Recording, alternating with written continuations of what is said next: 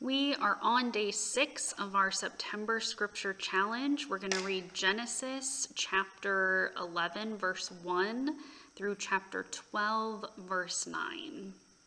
Our reflection questions are: what is a word or phrase that stands out to you? What is a question this text sparks for you? And what is God speaking through this text today? Here's our reading. Now the whole earth had one language and the same words. And as they migrated from the east, they came upon a plain to the land of Shinar and settled there. And they said to one another, "Come, let us make bricks and burn them thoroughly." They had brick for stone and bitumen for mortar.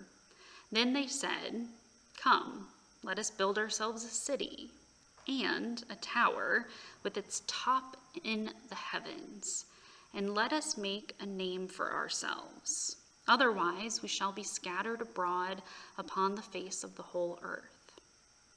The Lord came down to see the city and the tower which the mortals had built. And the Lord said, "Look, they are one people, and they have all one language. And this is only the beginning of what they will do. Nothing that they propose to do will now be impossible for them. Come, let us go down and confuse their language there, so that they will not understand one another's speech." So the Lord scattered them abroad from there over the face of all the earth, and they left off building the city. Therefore it was called Babel, because there the Lord confused the language of all the earth, and from there the Lord scattered them abroad over the face of all the earth. These are the descendants of Shem. When Shem was 100 years old, he became the father of Arpachshad 2 years after the flood. And Shem lived after the birth of Arpachshad for 500 years and had other sons and daughters. When Arpachshad had lived for 35 years, he became the father of Selah. And Arpachshad lived after the birth of Selah for 403 years and had other sons and daughters.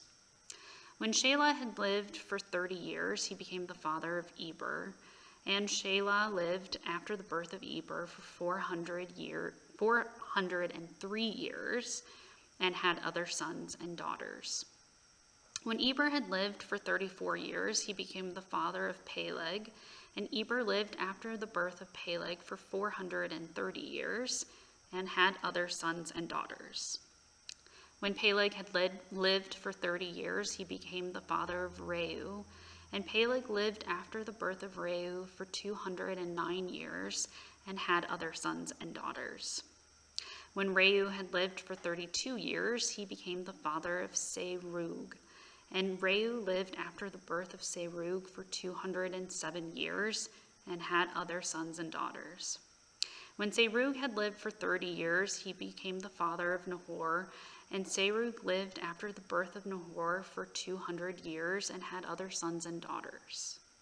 When Nahor had lived for 29 years, he became the father of Terah. And Nahor lived after the birth of Terah for 119 years and had other sons and daughters. When Terah had lived for 70 years, he became the father of Abram, Nahor, and Haran. Now these are the descendants of Terah. Terah was the father of Abram, Nahor, and Haran. And Haran was the father of Lot. Haran died before his father Terah in the land of his birth in Ur of the Chaldeans. Abram and Nahor took wives. The name of Abram's wife was Sarai, and the name of Nahor's wife was Milcah. She was the daughter of Haran, the father of Milcah and Iscah. Now Sarai was barren. She had no children. Terah took his son Abram and his grandson Lot, son of Haran, and his daughter-in-law Sarai, his son Abram's wife, and they went out together from Ur of the Chaldeans to go into the land of Canaan.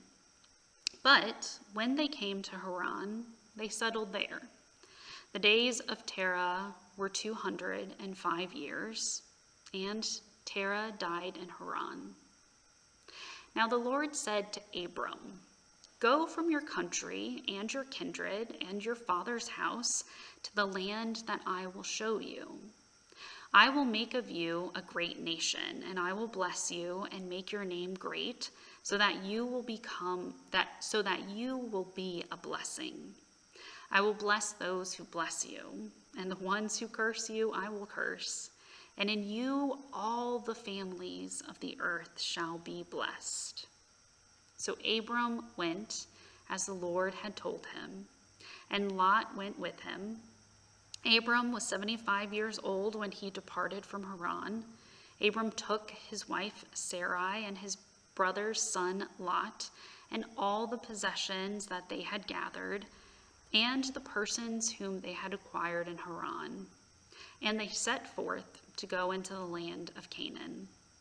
When they had come to the land of Canaan, Abram passed through the land to the place at Shechem, to the oak of Moreh. At that time the Canaanites were in the land. Then the Lord appeared to Abram and said, "To your offspring I will give this land." So he built there an altar to the Lord, who had appeared to him. From there he moved on to the hill country on the east of Bethel, and pitched his tent, with Bethel on the west and Ai on the east. And there he built an altar to the Lord, and invoked the name of the Lord.